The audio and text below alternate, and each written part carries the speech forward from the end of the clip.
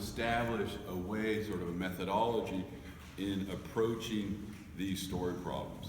Because sometimes you say, oh, this is easy, you'll want to do the stuff in your head, right? You'll say, oh, I can do this, I can figure it out in my head.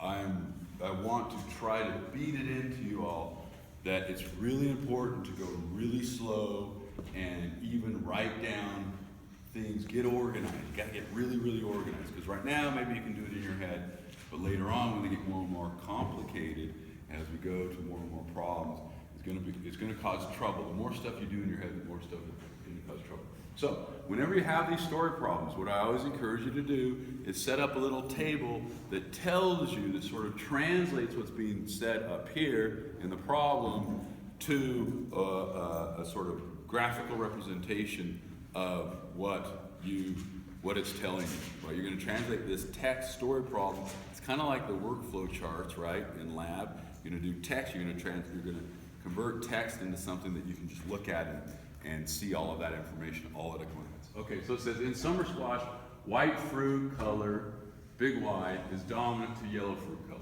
So right away I say, okay, little y equals this, big Y equals what? What does big Y equal?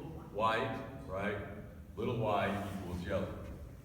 Okay, you can even say, okay, dominant, but we know that the capital letter is by convention dominant over this lowercase letter, right?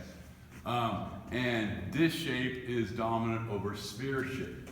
So then I say, okay, sphere, little s over here, and big S is this shape. Okay, so here I have my guide already set up for me, right?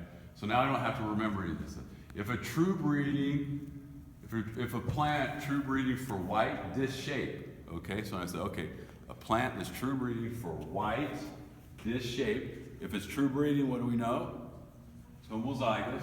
So true breeding for white has to be big Y, right? True breeding for disc is big S, right? Did we see that? I've now gone from text that tells us, right, what the genotype is or what the phenotype is, and then we can infer the genotype, right, to actually spelling it out right here. Breeds with, is crossed with a true breeding plant, yellow sphere. So yellow sphere is crossed, and I just put an X there to tell me that they're crossing, right? Yellow, little y, little s, okay? It's kind of weird, but, so, okay, to try to read it up here. Okay, it's crossed. What will the phenotype and genotypic ratio be for the F1 generation?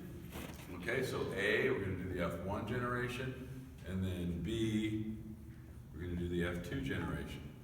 So, how do I do this? At this point, we can do it kind of how we did it before. We can say, okay, what are the gametes that are going to be produced by this one?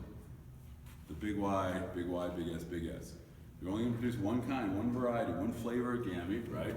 It's going to be big Y, big S. What's the gamete that's going to be produced by little y, little s? Or I mean, little y, little s. Same thing, little y, little s. This would be the egg, this would be the sperm. Get them together, right? What's the genotype that's going to result? Big Y, little y, right? Big Y, little y, big S, little s. Big S, little s. Okay. What's the ratio? There is no ratio because it's all 100% that genotype, right? What is the phenotype going to be? So let's look over here. What's dominant? So this is where it's good. You don't have to go through and read that whole thing again. You just have to look over here. Big Y, little y is going to be white, right? Because white's dominant. Big S, little s is going to be disc because big S is dominant, right? So it's going to be a white, right? White disc shape. White disc genotype. That's your F1. All right, what's your F2 going to be then?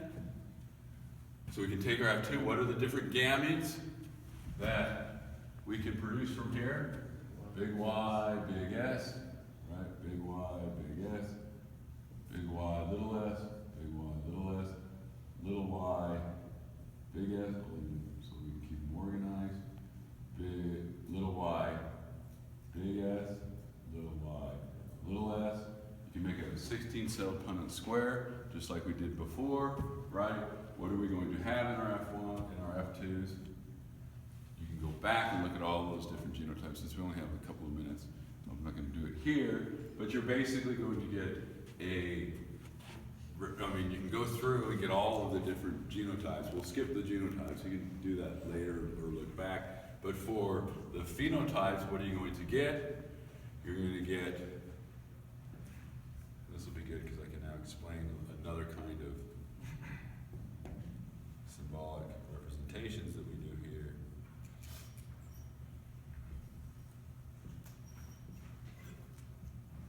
So this, since it's a dominant recessive interaction, basically what this is telling us is that it's a dominant phenotype, right? So if it's a dominant phenotype, at this second allele, it doesn't matter what it is. It can be a big Y or it can be a little y. It doesn't matter. It's still going to be white. It's still going to be dominated by that big Y. So the Y dash means Y whatever. It doesn't matter, right? Because it's dominant recessive. The sphere, this is going to be a dish shape because it has the big S. It doesn't matter what the other allele is.